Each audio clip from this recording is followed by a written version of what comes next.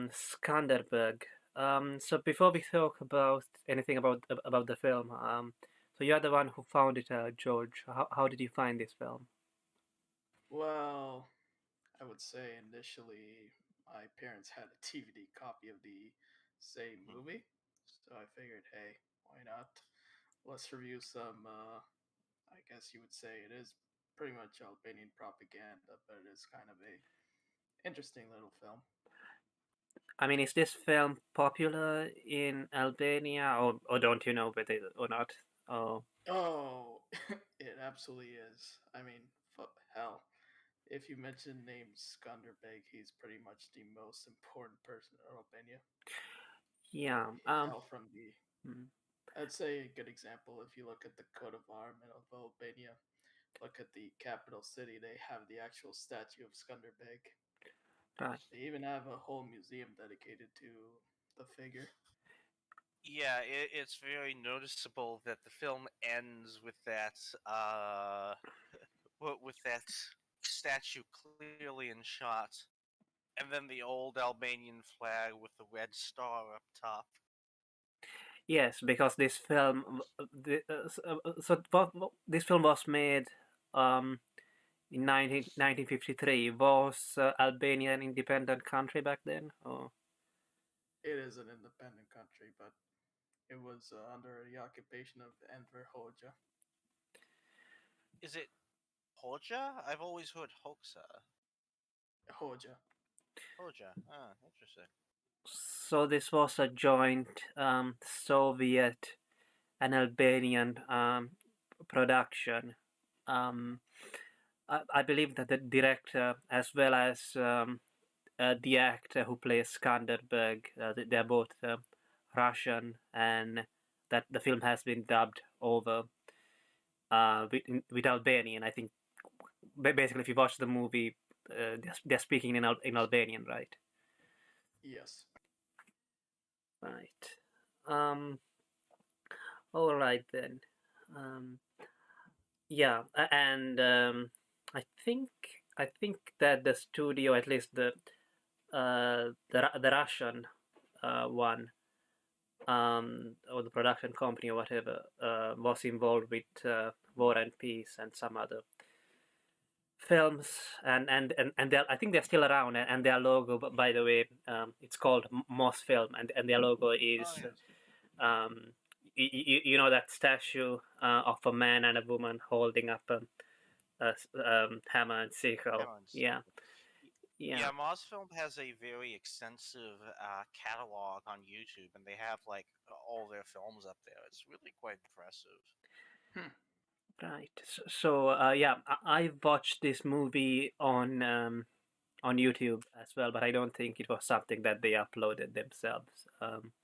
That Mosfilm uploaded was probably uploaded by someone else, I think. Yes. I I tried looking at uh, because in the version which I watched, like there was this annoying placeholder text from the YouTube channel called Bunker Film or something. um, I I I tried to look maybe for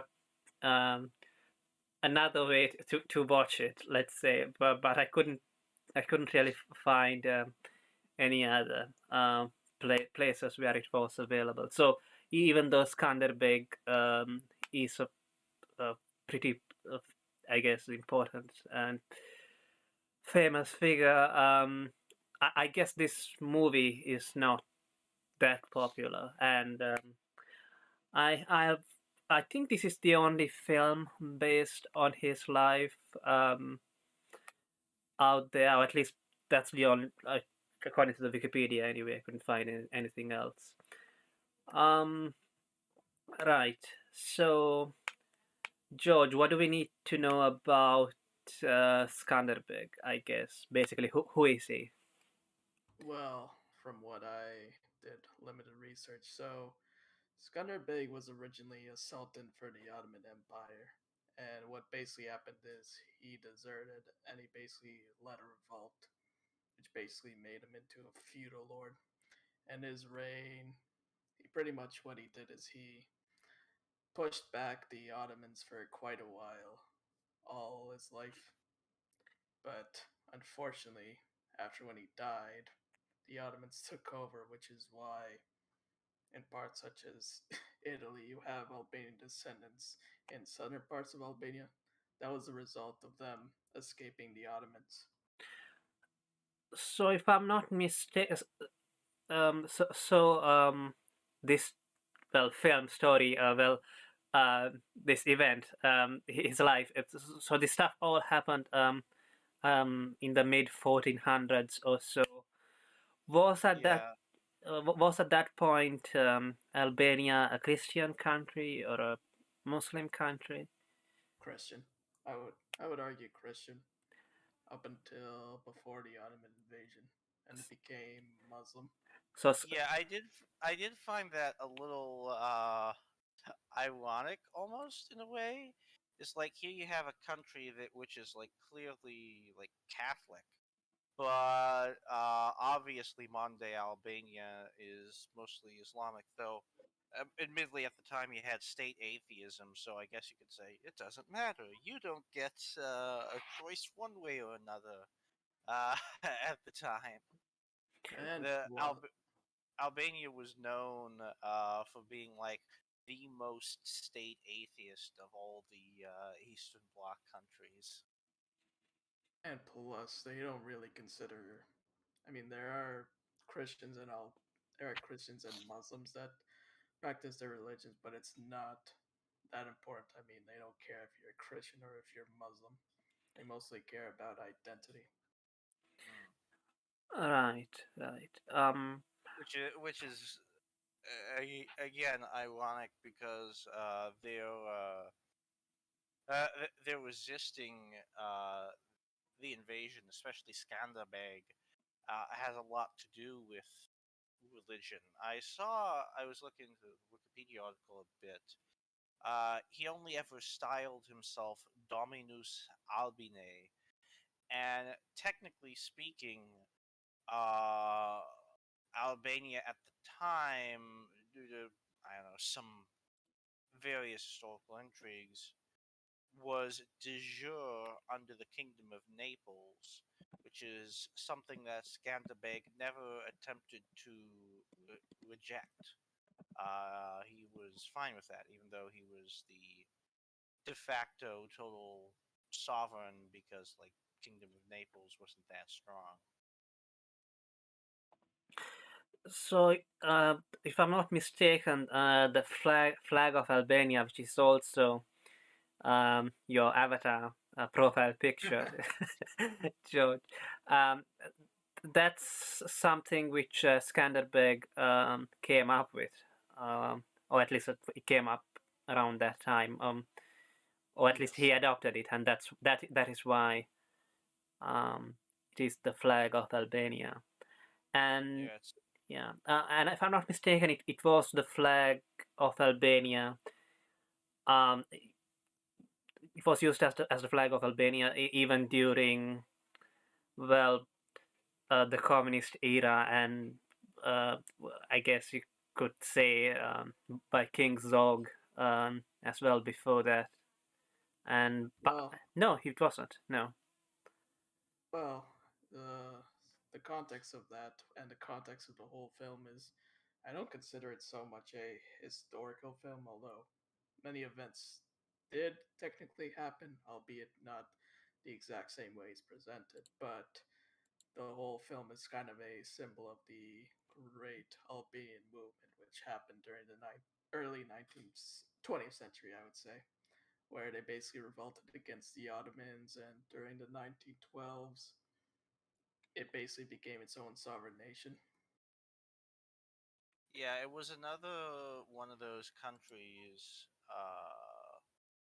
where back in the 1400s, it was this great resistance to the Ottoman Empire. You didn't know whether or not they would make their pushes into Europe, and you had people like Skanderbeg or people like Vlad Tepes, who were very successful at staving off Mehmed II.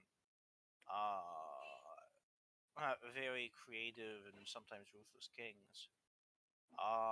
But ultimately, those areas were all conquered.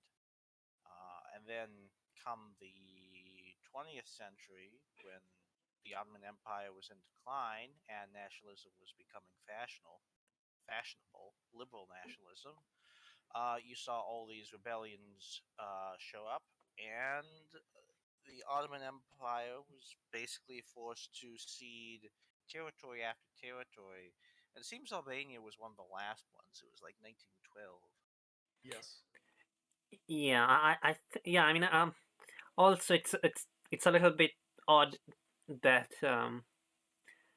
I mean, as we said, Skanderbeg was a Christian, and Albania, by the time it got independence, was a Muslim country, and basically the other powers, other than the Ottomans, the other powers, um, uh, like there were conflicts that it had with the Serbs and other peoples from the region who are mostly Christian. And so I guess what I want to say is that it's kind of odd that they would have to reach for basically a Christian figure and his symbolism basically, um, as a symbol of unity for their state. Well, let's talk a little bit about the movie. Do you think that it shows its age, George? A little bit, but I would say some aspects of it, I would say, are a bit timeless in terms of how its message is presented. Hmm. Yeah, Um, I mean, yeah. I'd say it shows a lot of age. Like you mentioned, I didn't actually know that it was like mostly filmed in Russian, but like it makes sense because there were so many scenes where you could hear like a little cut, like all of a sudden the audio cuts in and there's a slight background noise of it, and so you know that like almost every line is getting dubbed over, and that's definitely noticeable. The story itself is, I was mentioning this earlier, it comes across mythic in a way, in that it doesn't really feel like even probably cinema by the 50s. It feels more like a retelling of a great hero around a campfire, where like every incident is entirely a moral tale. You have Skanderbeg, reluctant, who remembers his fatherland when he's asked to deal with it, reluctantly turns on his masters, and then he fights bravely, heroically, and he wins every battle. And you have countless schemers in the background, such as Venice, that are trying to undo his power and maybe prop up the other guy, just because they're obsessed with money. And it's it's a big contrast between the loyal servant of the fatherland versus the very uh, low servants of money. I Yeah. guess that's one way to say it. Yeah, I wonder if given that the Soviets were involved, this need at the Venetians was also supposed to be, greedy capitalists essentially. Um, Yeah, I, I'd say yes. I mean, to be honest, I can see this film in almost its entirety just as easily being made a under like King Zog, or like under an Italian occupation, or like whatever. All those groups were somewhat critical of runaway capitalism. and it's not like this film has a tremendously anti-capitalist message. That is the interesting thing about Marxism in general, is because it was all about historical, uh, the progress of history in their eyes. While they could be very, very ideological in anything set remotely in modern times, in anything that was set further back, all that type of stuff very much recedes to the background because they have this idea of, well, everything has to historically progress at a certain rate. Therefore, Skanderbeg, let's say, well, he's a king because that was the nature of the time, and there was no way to suddenly implement capitalism and then socialism in his country. So, yeah, good king. No reason to doubt him or spit on his name or image. They'd probably just assume, hey, he'd probably have been communist and all that. Right. So Skanderbeg is not his real name, right? No, his name is Georgi something, Castriotti, I think. Or yes. There's Castriotti. which, Ah, yeah. it's interesting. I'd heard the name Skanderbeg before because I've read a book on Vlad Dracula, and of course his name naturally came up. He was another one of those contemporaries. To Vlad certainly knew of him. I don't know about the other way. At least I believe so. But you like I'd always heard the name, but then the film goes over. Take the name Skanderbeg, named after Iskandar of Alexander the Great, and it's like, yeah, that makes a lot of sense. Yeah, it's so yeah. I think it was the Ottomans which gave him the name when he worked for them, essentially. Um, yeah. Um, okay. So I guess we could do we like just say what happens in the movie. I don't think there's anything else. Um, so yeah, so the film starts with um, uh, basically yeah The bloodthirsty Turks. Pretty bloodthirsty Ottomans. yes who in I guess invade Albania or the part in and kidnap Skanderbeg when he's still a child. Though I think he was actually a little bit older than what he's shown to be in the film um, when he was kidnapped. Um, uh, I guess could you explain why he was kidnapped by the Ottomans? Let me see. Alright, I guess I'll have to go live in the oh, not the most reliable source, but sure, I'll look up the Wikipedia page. Yeah, but basically, from what I understand, he was kidnapped in order to become a janissary or something. Yeah, Yeah, yeah, another interesting parallel with Vlad Tepes. They were both brought in to the Ottoman service where they served there, and they were then sent back, and they eventually rebelled. So clearly, the Ottomans were not doing a very good job of keeping their hostages from staying on their side. Though, admittedly, Skanderbeg seems to have been pretty loyal up until he was asked to conquer his own land, whereas I always got the impression with Vlad that he just wanted uh, to play it low, and always was intending from the start to rebel against the Ottomans.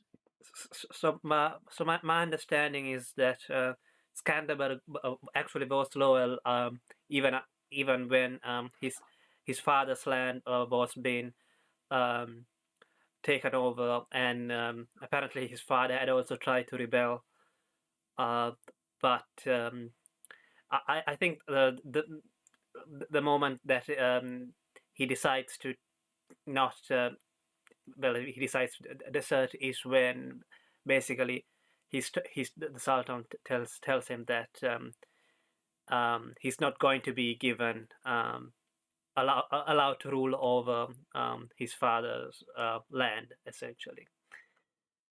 And yeah, so but we don't really get to see him the battles he fought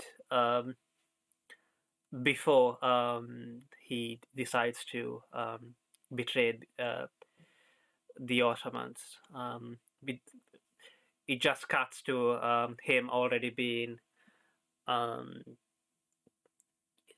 trusted by the Sultan. And or not the Sultan. Or what's the it?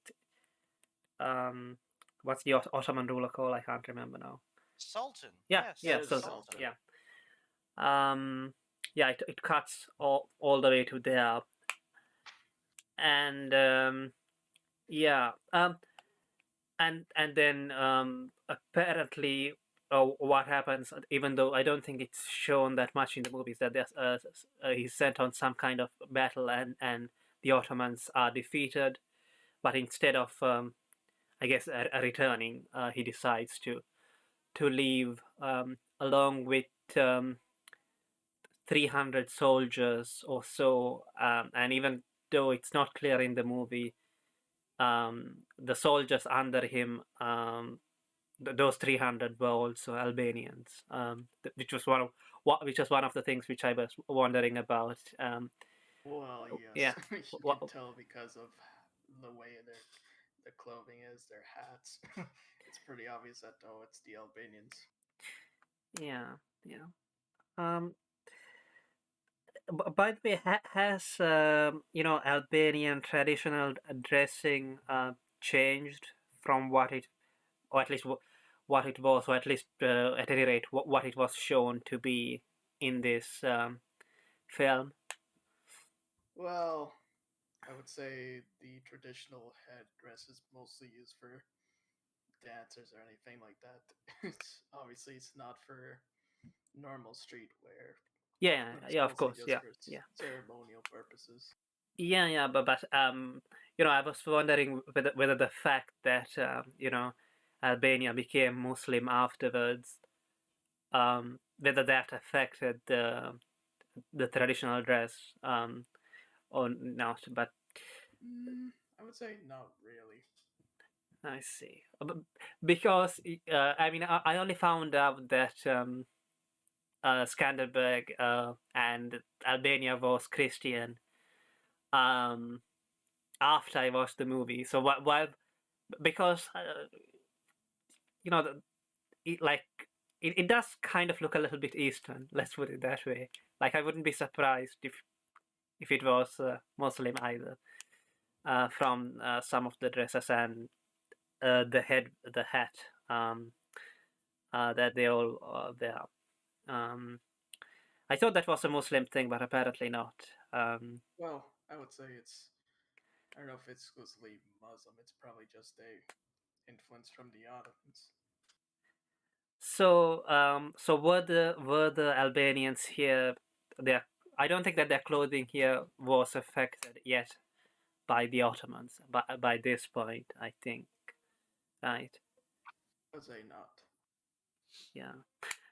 Yeah, Um. they were being recently conquered by the Ottomans. Like I said, this was their big push into Europe.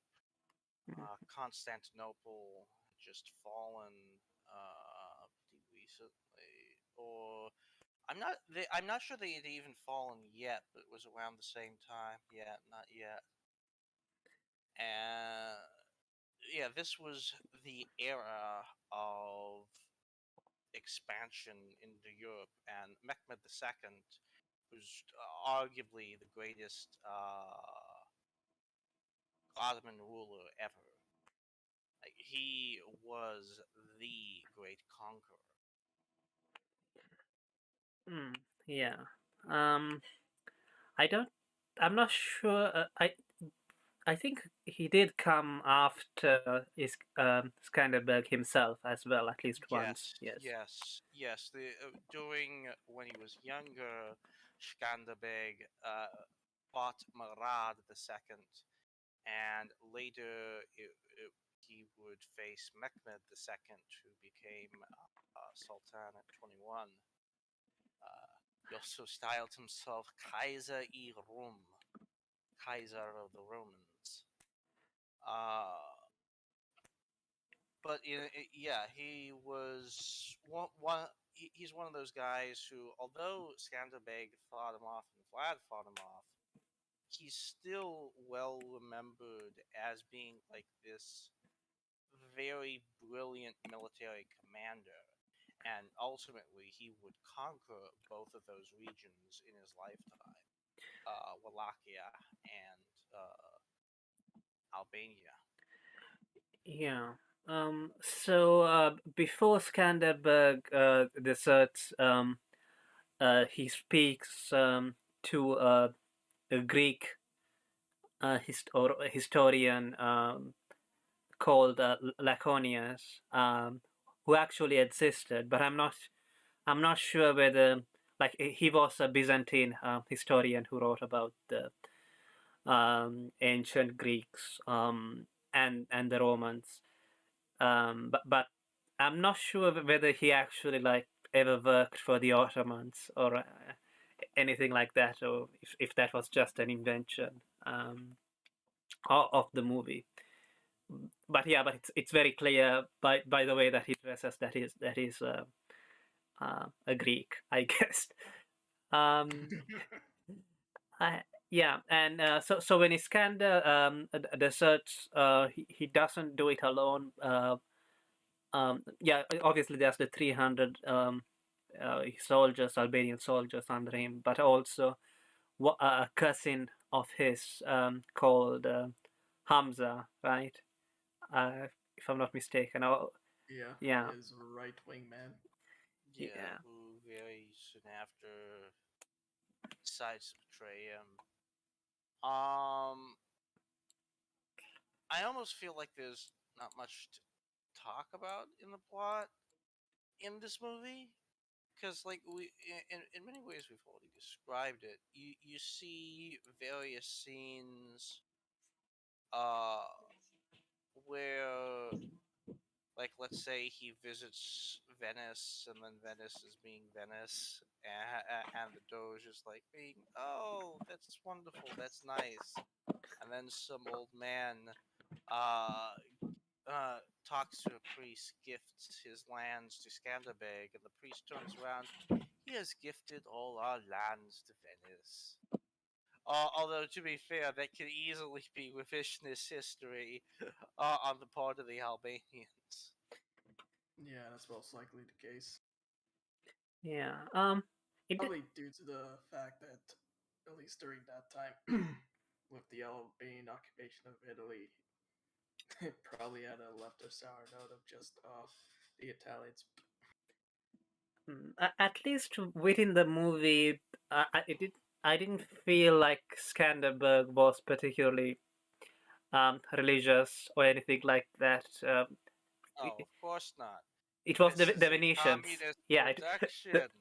it was the corrupt, greedy Venetians who talked about mostly talked about God. I Yes. noticed. Yes. Yeah, and very hypocritically so. Although it does portray the Islamic dude somewhat favorably, where they're basically where Skanderbeg's brother, who they're like propping up, they're like, you something like, "You fool! Allah doesn't deserve this. By Allah, I'll strike you down for being." For literally, he's relaxing with his harem of women during the battle.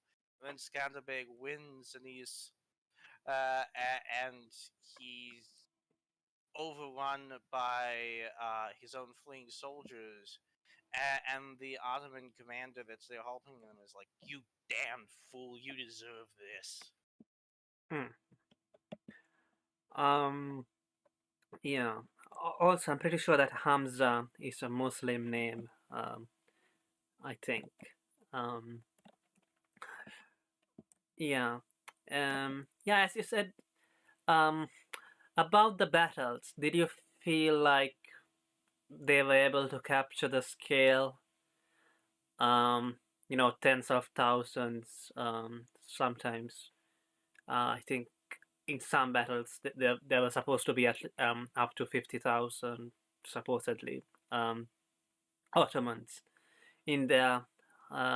Did you guys feel like, or did you feel like the camera like just showed the places where like Well, they had enough people, I guess. for for an early film in the 1950s, like, this has some pretty excellent battle scenes. Like, definitely something that I imagined would influence the later War and Peace and Waterloo, which were also both Soviet productions. There's some nice bits of towers, and they do have the camera panned out, and they show a lot of extras. I imagine some soldiers who were doing it. That tended to be the method at the time. Yeah, I heard, And yeah. but occasionally you also see stuff like there's this one duel that takes place between a Albanian soldier and a Islamic soldier, and they start the duel in one place, and then they just like sort of walk off, and suddenly they're by the sea, and you're just going, okay, this is not the same filming location at all. What's going on here? Uh, but I mean, it's an old film. There was also, I found it a little weird. Uh, I don't know if this is a communist invention or something actually period. There's this one slight romance between another character, like someone low under Skanderbeg, and this shield maiden who decides to go off and ride into battle and ultimately ends up dying. I have no idea if that's an entirely invented tale, but I would argue it is invented. It just goes to show, oh, look how terrible the Ottomans were. They're brutal, they're ruthless. hmm. Yeah, and I guess another thing which I noticed in the battle scenes is that you can clearly see that like when they're not actually hurting each other a lot of the time. Um, it- um, like you can kind of see that he's just passing it through his passing the blade or whatever the pike through his arm, and the like. Yeah, you always get the impression in this film, like, yeah, you hate the Ottomans, they're the oppressors, but they're respectable. Venice, Venice is not respectable. Hamza is not respectable. Yeah. Yeah. I'm not sure whether the thing with Hamza really happened either, honestly. But yeah, I think the stuff which happened with the Ottomans mostly did happen. And I have heard that Skanderbeg went to Naples, but I, I haven't heard that. I didn't hear about him going to. I know he's not actually No, shown going to Venice. No, he doesn't go to Venice, right? So no, he does. They show him going to Venice briefly. I see. And he, in real life, yeah, he was like allies with Albania for a time, and Venice was initially supportive, but like was very common at this time, like anytime someone on your borders becomes too powerful, you get wary. And it doesn't matter if they're Christian or Islamic. And Venice, was a big seafaring nation, they don't have a huge army, didn't like this, and they started to get all these intrigues against Albania, and that eventually put out all these assassination attempts on Skanderbeg. Basically, just because they feared if he won, he'd become a rival and could potentially conquer Venice. Hmm. It's actually very similar to like the Romans, the Byzantines had similar issues constantly with the peoples on their border. Although, to be fair, that stabilized over time as you start to see more developed kingdoms in Europe rather than like the early tribes and fiefdoms of like the 800s AD or so. Right. If I'm not mistaken, King Zog made a replica of Skanderbeg's helmet. I don't think that the one that he actually wore still exists, or I doubt it. yeah. Um, yeah. Yeah, I looked into Zog. I was surprised. Like a lot of these kings, like let's say the king of Greece was like set up by like I don't know who the British and the French to like have some king at the time because it was the Victorian era. This Zog guy, he was actually like a leading revolutionary and politician who fought for this, and then ended up was prime minister for a bit, and then elevated himself to being king. Actually, like very active dude.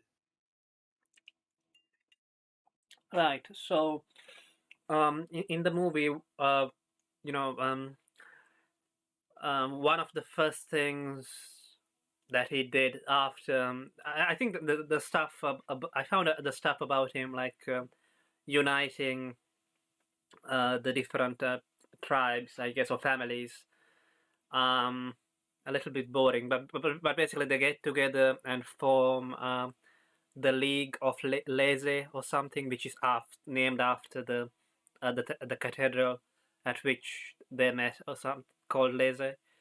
Um, Yes. and so after that's done, um, there there's something about they go and meet. Right. So before that, there's the scene where it shows how like he at first was able to um get control of a city by pretending that he had been appointed by the Sultan, and being allowed in into a fortress or something, and he takes that over, and that's I guess what made him. Well, yeah, he had been appointed. He just didn't Yeah. know that he was rebelled, and so he lets all his soldiers in naturally. Some of there's a great emphasis in this film, I have to say, on the countryside, and it's filmed in a lot of like very traditional, like looking locations. That seems to be a style of like many of the communist countries where there's where a great emphasis on nature and the countryside, Right.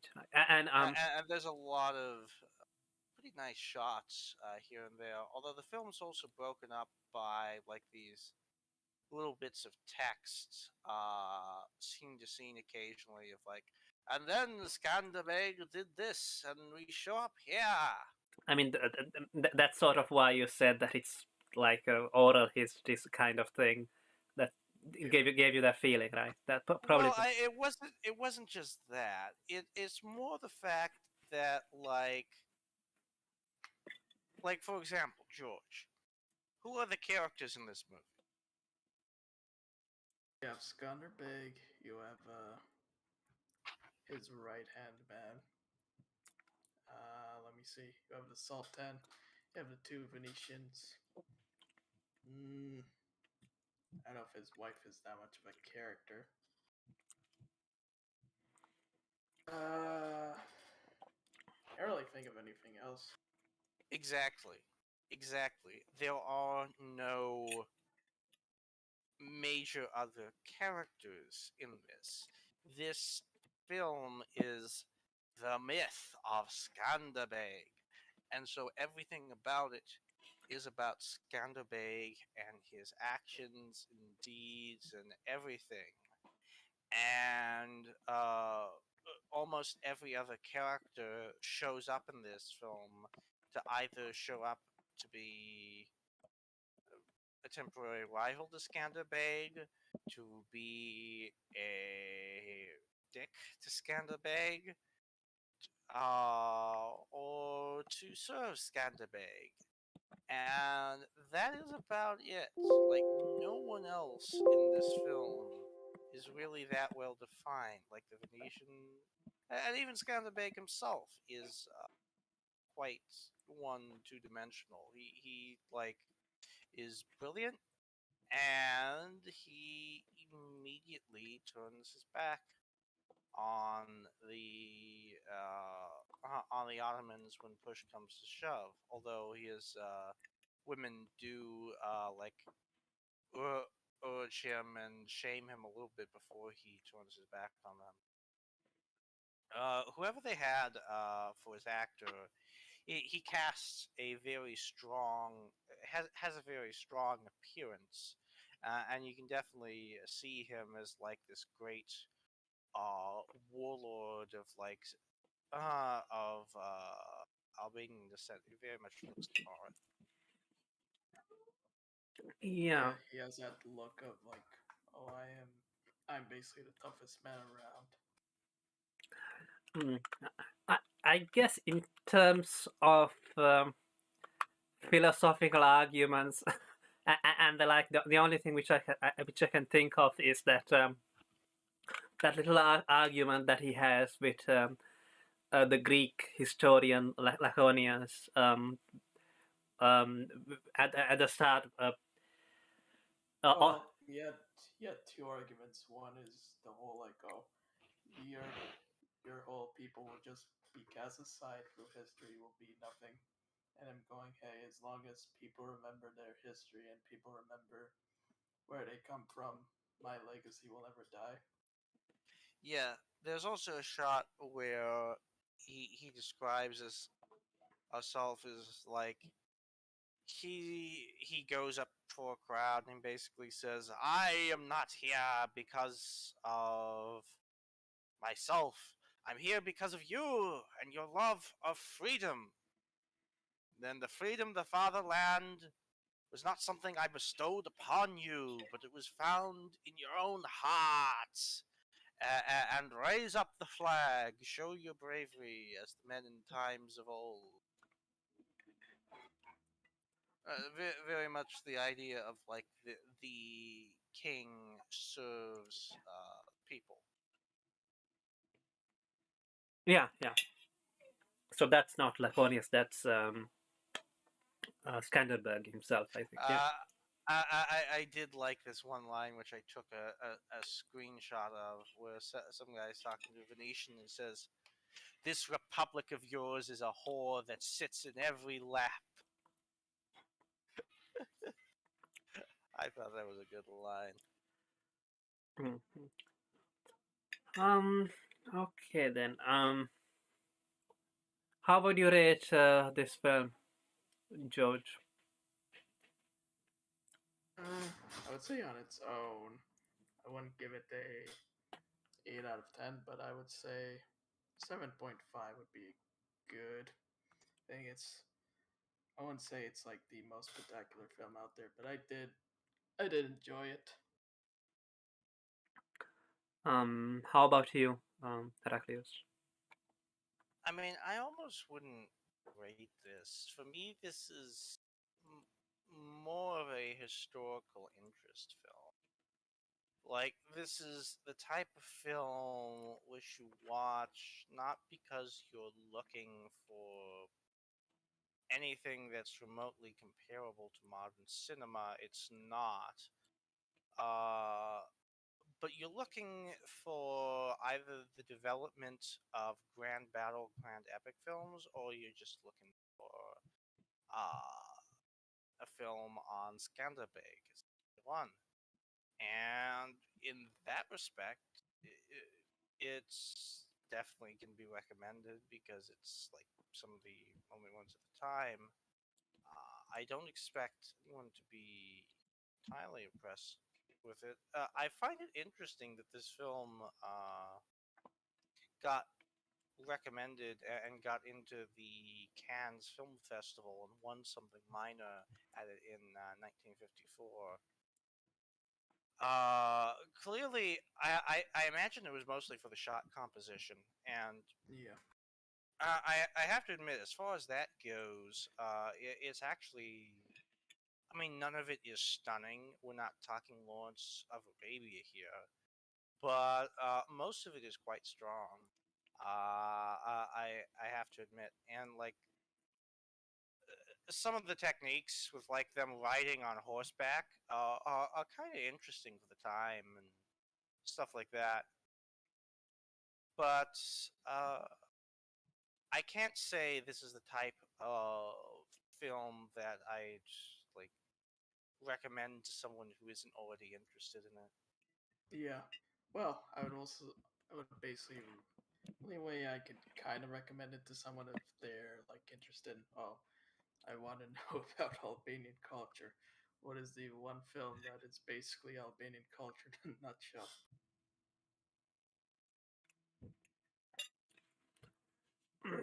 Fair enough. Yeah, it does kind of. It's I mean, honestly, it's a five or lower, but it does kind of feel wrong to give it because um, it's kind of like a storybook kind of feeling that you get from it, and for what it is, um, it's not bad. I guess maybe the problem is that there's no as you said, there's only one character, and there's no real antagonist. Yeah, Yeah, there's no like it's very much a traditional like war movie then because there's every bit in this film is about Skanderbeg and how he's a straight person, and there's no like context or feeling uh, that much as to people around him or anything like that. It's instead very much setting him up as the ideal ruler, idealized ruler, which I can imagine this was like made in 1953. I can imagine why they would somewhat do that because they were also had like the communists in party in Albania, and they were trying to portray themselves as naturally the ideal rulers of their country. Uh, but yeah, it's little it's not a bad film, but I didn't find it that that memorable. It very much is a product of its era. yeah. I think pro- probably it's probably the history is much more interesting than the film, but Yes, yeah, the history and the culture. yeah. For example, I believe that, and maybe knowing some more about it might have made it more enjoyable. For example, they talk up this guy called John Hunyadi. Yes, John Hunyadi of Hungary. He was also the other great uh, rebel and fighter against uh, against the Ottomans at the time. I believe he also had a fair role in getting Vlad Tepes onto the throne in Wallachia. Yeah, Uh, because basically in the movie, what happens is that uh, he wants uh, what's his name? Skanderbeg wants to join up with John Hunyadi, but to do that he has to pass through Serbia. Um, but the Serb king or prince or whatever doesn't allow them to pass through, and the reason apparently is because um, he's the father-in-law um, to the Sultan, if I'm not mistaken, or something like that. Basically, he's in the pocket of um, the Sultan, and I've seen some people trying to dispute that. Some Serbs, but who knows? Anyway, that's how it's shown in the film. And obviously, if you don't know who John Hunyadi is, that doesn't really mean anything to you. I believe that Hunyadi uh, was defeated, and that basically the implication is that if this the implication of what the movie is trying to say is that if the Serbs had allowed the Albanians Skanderbeg to go through, then maybe the outcome might have been different, something like that. I believe a crusade. I don't know. Were the crusades going on around this time? No, no, no, not not really. well. Well, the thing is, like, I saw in the film he was sort of like trying to start a crusade, which was a bit like the history of the Crusades is like another interesting bit because like the first crusade was not the first crusade. It was like an attempt by the Byzantines, the Romans, to get get some European soldiers on their side and to retake parts of their empire by dressing it up and making a big deal about religious rights. And then they got way more, tens of thousands more people than they expected. And all of a sudden, it became like this religious bit of like trying to retake the Holy Land.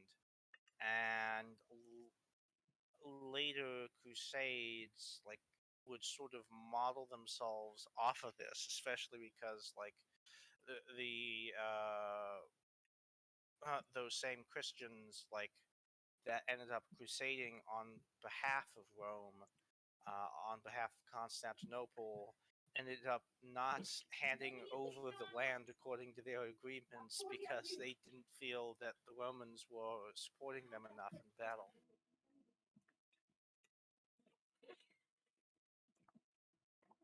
Right, because if I'm not mistaken, um, I expected that George would be the one to tell us a lot about this stuff, but um, about the history maybe a little bit. Anyway, um, I, from what I've heard, anyway, there was supposed to be, if not a crusade, basically a bunch of European powers going up against the Ottomans again.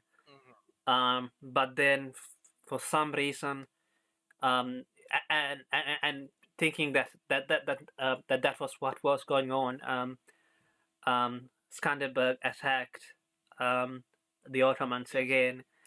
But then the other European powers decided not to come in or do anything. Yeah, it Yeah. says Pope Pius the yeah, it says Skanderbeg was earmarked to be the chief commander of the crusading forces under Pope Pius II, but the Pope died while the armies were still gathering, and the crusade never came to be.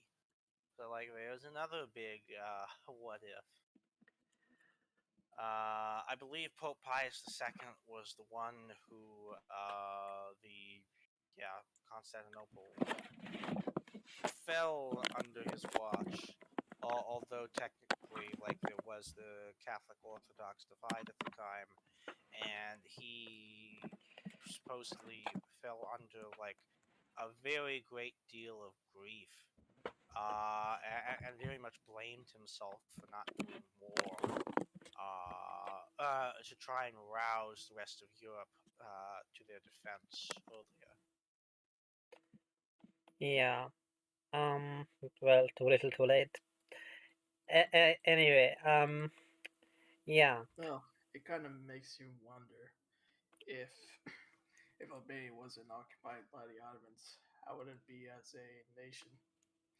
Would it be have Italian influence, or would it be very much they speak very Slavic language, or You would have seen, in my opinion, like great Italian influence in that case. yeah, Because simply because the geography and Venice was the dominant empire there by far. it was. If Constantinople had held out, you might have seen a semi blend of maybe a certain amount of Greek influences. Uh, but you also have to keep in mind that Venice is closer, and Constantinople was also very diminished in power after the Third Crusade. It was really on death's door. It So would probably be similar to what the Yarbarish are now. Only I wouldn't say so much Sicilian. It is very much Sicilian in Albanian.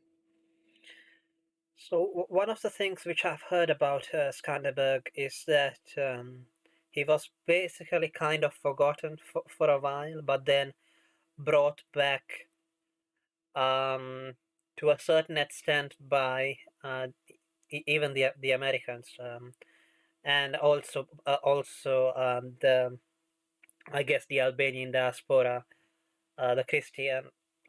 If I'm not mistaken, the um, so after the Ottomans, around I believe after around 10 years after Skanderbeg's death, the Ottomans are able to take over um, Albania, and obviously most of the population a lot of the population converts to Islam. Islam, but Yes, I believe that some Christian, or rather that the Albanians who moved to Italy um, are Christian, and it's I guess part from what I've heard, it was partly because of their efforts as well that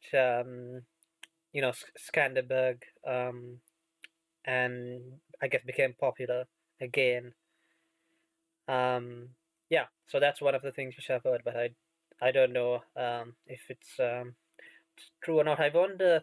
You well, haven't you haven't gone through the um, Albanian education system, have you, George? no.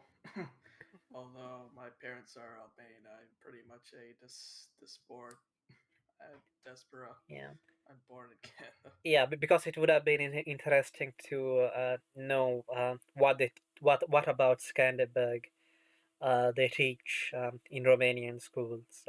Yeah, Yeah, it comes across somewhat like, I'm blanking on his name, but like the great Islamic hero of the Crusades, specifically the 1200s, who's like very well respected. I'm blanking on his name, but I think if I just mention that, a lot of people will recognize who I'm talking about. And he's one of these guys. He was in that Crusade movie that Ridley Scott made, and Kingdom of Jerusalem, and he's one of those figures who he was not like very well remembered, but then like the Europeans idolized him as like Saladin. The Europeans idolized him as like this great chivalrous example of an honorable warrior on the other side, even though he was like, yeah, he was honorable at times, but he could also be ruthless at times. But he was remembered that way. And then when you had all the Arab revolts take place and stuff like that, they were looking for figures to tie back to, and they found this guy who the Europeans were honoring, so they naturally honored him. And like, I believe there's various ways in which modern Egypt and other Arab nations take credit and tie themselves back to Saladin. Mm. Yeah. I don't know if Yeah, the yeah. Go on. Yeah, okay, like the Eagle of Saladin is the coat of arms of the Kurdistan regional government. Oh yeah, and the Eagle of Saladin is the Egyptian coat of arms. I see. Like the eagle on the Egyptian flag. Hmm. Yeah. Well, according to Wikipedia, contemporary Muslim Albanians de-emphasized the Christian religious heritage of Skanderbeg by Of viewing him course. Of him course. as a defender of the nation, and he's promoted as an Albanian symbol of Europe and the West. And also another thing to keep in mind, I believe that basically the European also played, and the Americans played a part in Kosovo's independence from the Ottomans. Yes, yes, And yes. Yes. yeah, No, Kosovo's independence from Serbia. sorry, You it's From not you've got Serbia, your yes. not Kosovo. you've got your Yeah, and that's a particular sore point with Serbia in particular, where Oh yeah. Serbia views Kosovo as like this illegitimate state, and I tend to agree. Where it's like either you should be part of Albania or you should be part of Serbia. This whole idea of like a Kosovo, which has never existed like before in history, is like it's totally fake. They've set up like a whole bunch of like statues to the Clintons because like that's the only people they can tie back to. Yeah. Yeah. Um. Yeah. Also, I think that maybe the fact that Skanderberg was a Christian might have, and also the use of the double-headed eagle might have, I guess, sort of helped the Albanians appeal for some European and American support for independence from the Ottomans, maybe. Um, Oh, US, you mean the you Serbians? mean this?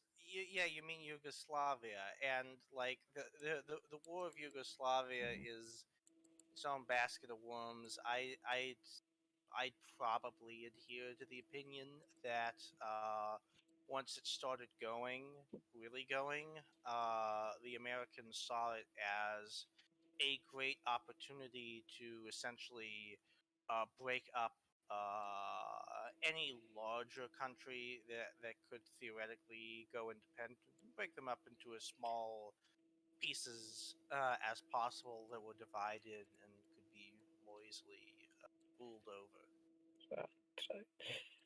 um, yeah. About the film, well, I guess there really isn't that much else to say. No, it's more or less just talking the actual context behind the film that's more greater than the actual film itself. Yeah, and unfortunately, like I don't think I can say a lot about the context. Especially, I think the battles. I mean, most of the movie is battles. So, but I don't really know what happened in those battles and where did those happen. They talk about a siege at a castle, or at least two of them. Or yeah, but I don't really know the history, so yeah, I don't think there's anything else left to say. Um, do you guys have anything else to add to the movie or about Skanderbeg? Mm, I suppose one thing I will mention is I probably didn't mention earlier, but this film is kind of a reflection of what happened during the early 20th century, where it's basically the idea of Albanians rising up to the Ottomans and basically becoming its own sovereign nation. It's sort of a reflection on that aspect, which is why, even though Skanderbeg was forgotten for centuries, it kind of became a symbol of, oh, this is Albania's independence. Naturally, you look for, and it's a natural bit. Like he's the last person to lead a revolt against the Ottomans. We're going to lead a revolt against the Ottomans. It's natural. Right. So did when the Albanians revolted against the Ottomans, did they get any European support? They did. Yeah. Well, I wouldn't say initially, but in 1912, in the actual conference, they actually did help the Albanians become like a sovereign nation. Yeah, they like the view of the Europeans, especially the British and the French at the time, was like they didn't want to help the Ottomans. Like they didn't want the Ottomans to die, and they fought many wars, especially against Russia, on the Ottomans' behalf to keep the Ottomans from collapsing and Russia becoming a superpower. But at the same time, they were willing to like, oh, the XYZ group of people wants to rebel and really means it. Yeah, okay, we'll let that happen, and you Ottomans just like accept it already. And they do that because I guess you could say partially as just a way to like make it so the Ottomans don't keep throwing all their people in and maybe So end up collapsing from mass rebellion everywhere. Uh, yeah, a lot of the European, especially British foreign policy in general, which makes it ironic that they ended up fighting them in the war, was like propping the Ottomans up so just to corner Russia. yeah. I mean, uh, I was just looking at the Albania and United States relations article, and they kind of go back all the way to 1912. Um, so Albanian immigrants first arrived in the United States in the mid 19th century, mostly focused in Boston. Um, in Boston, the first Albanian weekly newspaper, Combi, the nation started publication in 1906. The Albanian American Pan Albanian Federation of America Vatra was started in 1912 and was politically active in World War One. Following the war, the Paris Peace Conference 1919 to 1920 was held, and the international community debated the partition of Albania. I think so. U.S. President Woodrow Wilson intervened, vetoed the plans to partition Albania, and supported Albanian territorial integrity by stating on May 6, 1990, that Albania ought to be independent. Um, Yeah, Wilson was Mr. He knew like very little about Europe, which was like the main issue that a lot of people had with him. But at the same time, he was also Mr. Oh, people want to be independent? Sure. Like, I'm going to create like a European of nations, and all the rest of you are gonna like it. Yeah. But this has nothing to do with the the Albanian immigrants uh, who because I don't know, it kind of sounds like um, it almost sounds like the Albanian immigrants petitioned uh, the I president mean, essentially. Um, yeah, I don't know. That seems shocking to me. I don't know about you guys. That a bunch of people have their interests in their own country. Hmm. yeah, Oh yes, this has never happened before. Diasporas have never, never. You're a crazy person to say such things. yeah, and apparently, the Albanian parliament in 1920 said sent their heartfelt thanks to President Wilson for his defense of the right of Albanians, Hmm. and said that they remain convinced that the great American Republic will continue to support their rightful national claims. Yeah. Uh, and the United States also supported Albania's, yeah, uh, their borders, and Albania became a full member of the League of Nations as well. I, Yep. uh, I don't think that the United States itself was part of the League of Nations, was it? No, no, it It was wasn't. not.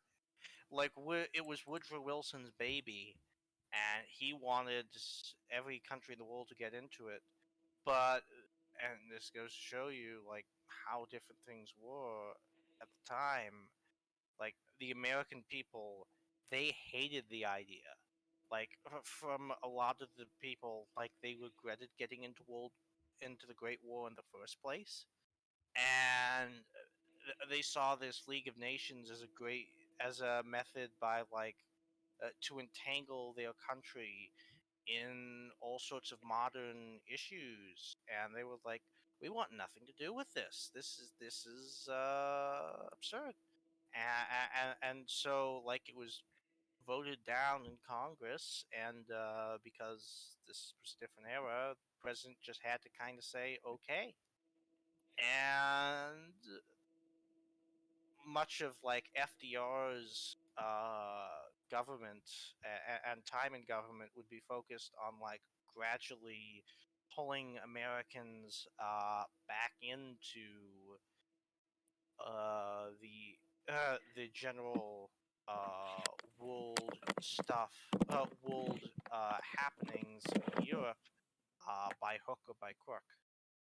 Right, and it doesn't end there. Apparently, um, um, so when Ahmet Zogu became king of Albanians in 1922, the American government quietly recognized the political shift. King Zog's government was closely tied with the United States. King Zog opened an office for the Albanian Consul General in New York. Yeah, from Yeah. yeah. So apparently there were from the 1920s to 30s there were four bilateral treaties and 11 multilateral agreements signed between Zog and the United States. Um, yeah, and the funniest thing in this article is that apparently when President George W. Bush visited Albania, um, a street in the capital was renamed after Bush, and a statue was erected as well. Yeah. Um, uh, yeah, uh, I guess yeah,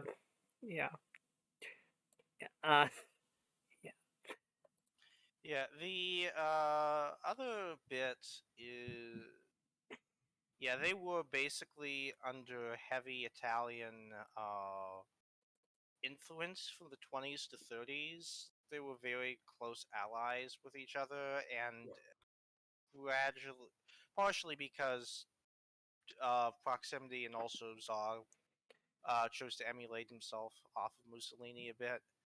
But And but didn't that, the Italians in the end sort of betray the Albanians by trying to yes, they invaded them in 37. It was, or like 38. It was a really stupid policy. Like, I believe it was more or less just because Mussolini. I've always seen it portrayed as that was around when the Germans won some little bits of Czechia at the time, the Sudetenland, and Mussolini was going, "Oh, I have to do something to show that I'm also able to like win over parts of countries, and that I'm to be taken seriously as well." And so like they invaded Albania, and like the king was like the king of Italy had very heavy misgivings about it. I mean, it's one of those things where the Albanians folded quickly. Although if they'd actually fought back, they could have had some success because of all sorts of internal issues with the Italian army, which would show up in their wars against the Greeks. But it's one of those bits where, like, did Italy gain anything out of the invasion? No. No. Did they did they have any great plan of turning Albania into like a settler colony? No. They just I kind mean, of did it to show well, that they could do it. I mean, what they could have done at least is not so much invaded, but so much become one of their like biggest. I wouldn't say trading partners, but kind of like go, if I do things, if I do favors for you, you do favors for me. We're both like Which, allied. They could have yeah, done it which that way. was yeah, but that was like basically already the relationship they had. It was perfect. There was no reason to touch anything. Yeah, Exactly. yeah. I, I guess, I mean, there wasn't that much that the Albanians could do for the Italians other than not being an enemy, I guess. Hmm. But yeah. Um, so, yeah. I don't, yeah, oh yeah, there's thoughts in the chat. So, yeah. Yeah. Yes. We don't really have that much. We have basically been talking about other stuff Yes. than the film because I don't Oh, really know that much yeah, Fox. about Skanderbeg. Oh, Fox, since you're listening in, the whole Yes, thing yes, is. he was a moron for these Yes, things. he was. I was also gonna say, so we didn't really talk so much about the film as we talked about the history and the culture. Yeah, yeah. Yeah, I guess the biggest surprise to me was what I said at the start that despite the fact that Skanderbeg is a Christian, he has been basically adopted by a mostly Muslim country as a Yeah, national hero, to the extent that they would use his flag as the national flag. Yeah, Uh, and of course the flag is like the Roman flag. Ultimately, it's the double-headed eagle yes. of which, I which think is which is which is also kind of funny in the sense that the Illyrians used to kind of be enemies of Rome um, once upon a time, and I believe that one of the points of Albanian nationalism is insisting that on the fact that they are an indigenous people, unlike the Slavs, and I don't know. Well, that is more just a sneak against Serbia. It's just like, oh, you dirty Serbs. Yeah, basically treating them like immigrants who moved into like invaders, invaders who moved invaders. into rightful Albanian clay or whatever. Um, Hmm. Yeah, I mean, at times it can get a bit absurd.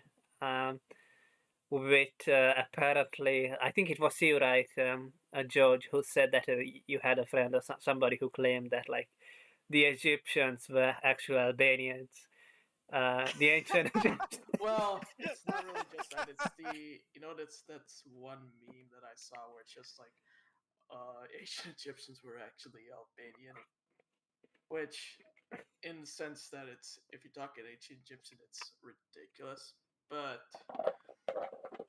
in modern Egyptian, well, there is an actual Albanian who did rule Egypt in I think the 19th century. Mhm. Mhm. Yeah. So yeah. I think that they adopted the double-headed eagle because of uh, Skanderbeg.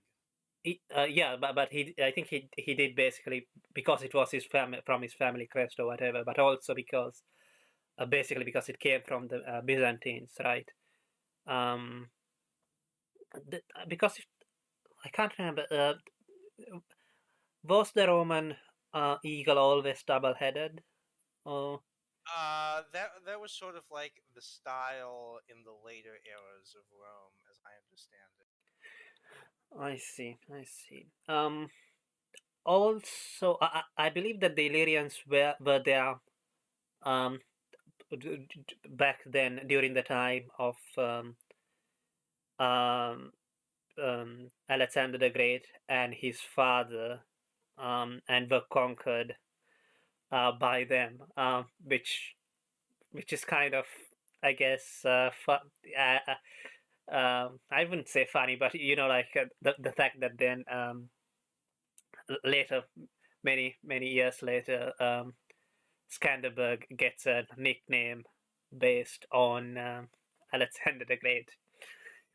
Yeah. Well, only because of his military Yes. accomplishments. Yes. Okay. Okay. Okay. Yeah. What else is there to say? I guess aesthetically, or rather, when it comes to their clothing again, because again, because of the hats, while watching the movie, I was kind of confused about whether the Albanians were Muslims or not. At this point, No, no, they no. were not. No, Like you can. I just knew that implicitly because like Islam, spread by conquest at the time. Like if they weren't under the rule of the Ottomans, then they weren't going to be Islam. Period. Yeah, but I mean, the way that the Venetians and their soldiers look wouldn't be easily mistaken um, for being Muslim. I guess is what I mean. Mm. Um, yeah, which uh, so but then when I think about it, it like it obviously doesn't make sense because there's a monk character who is just there all along. So it would be weird. Um, Anyway, I think that basically does it for this stream. What do you guys think? Yep. I think yeah, I don't know about me, but I've exhausted what I need to say. Right. Um, yeah. Yeah. I guess we could finish this stream by saying some sort of Albanian slogan or something. Is there any? Especially if it's related Uh, to It Scan. seems to be like liberty or death, essentially. Fully pulling on Patrick Henry. well, it would probably be defending. It would probably be something like, "Oh, let's defend the fatherland against the invaders.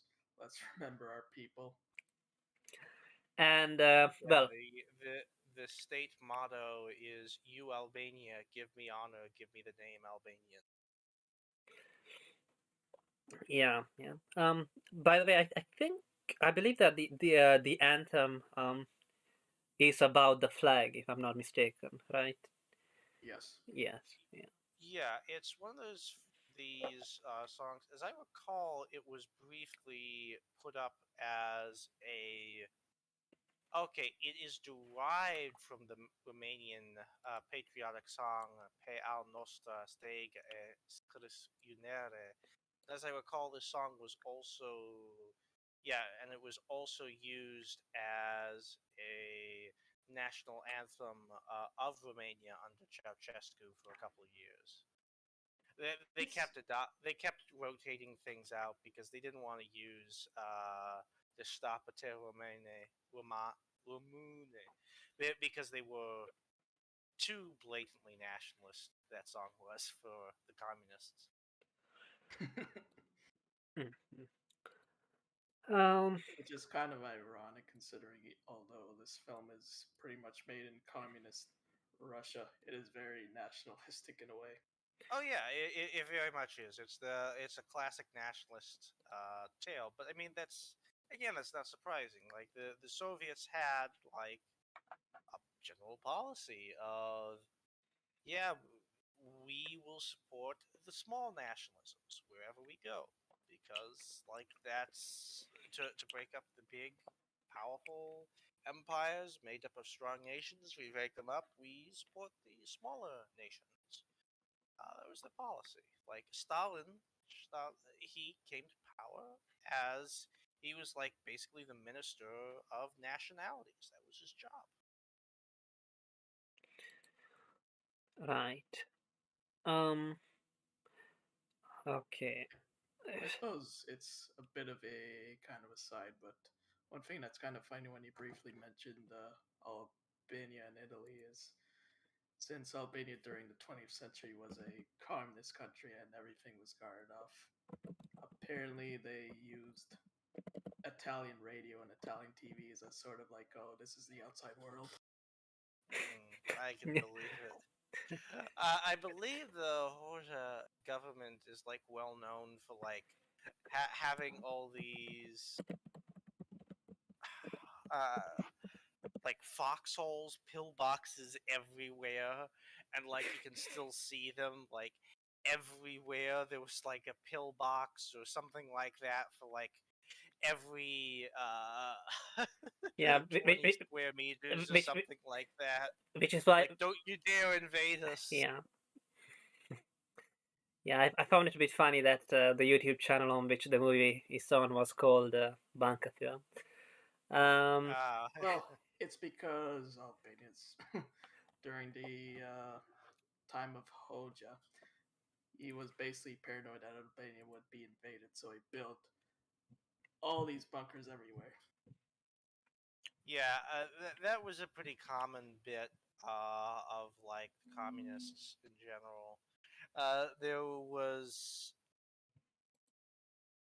uh, I believe there was like some line of like the Czech communist government which was sort of mocked. It was well something like we love peace. We will die for peace.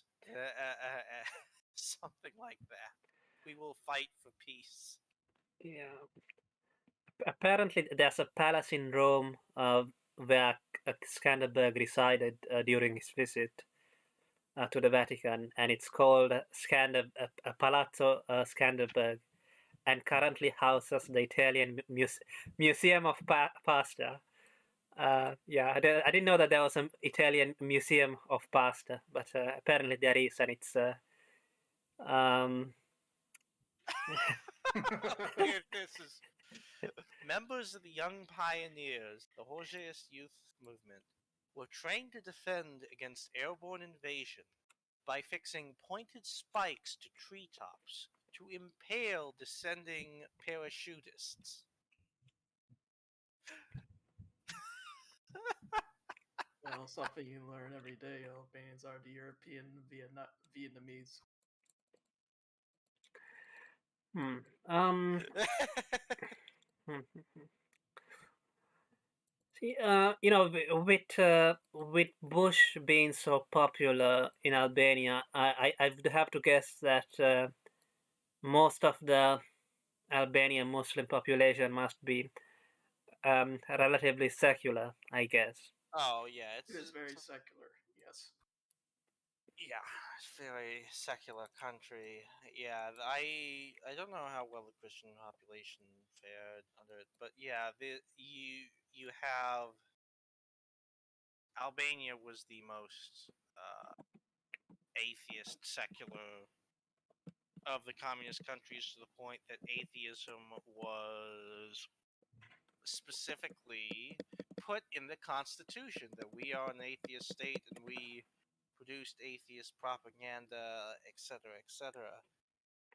Um, yeah, the other communist countries, it would vary a lot from country to country and time period to time period, but they'd sometimes have like more pragmatic lines on religion, and Albania was not one of those countries. Just like no churches, no mosques, no nothing.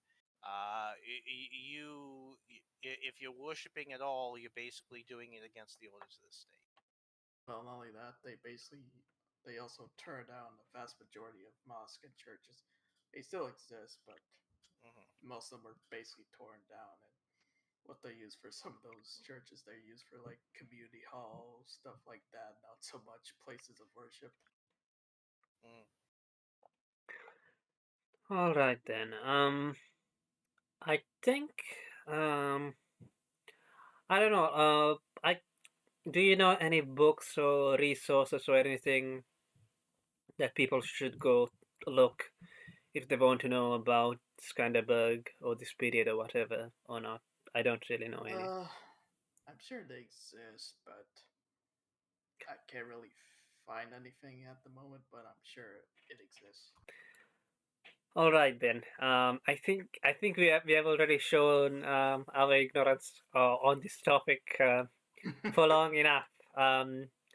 So let's end the stream and hello there, Pierre. Yeah, that's the end of the Our stream. resident shit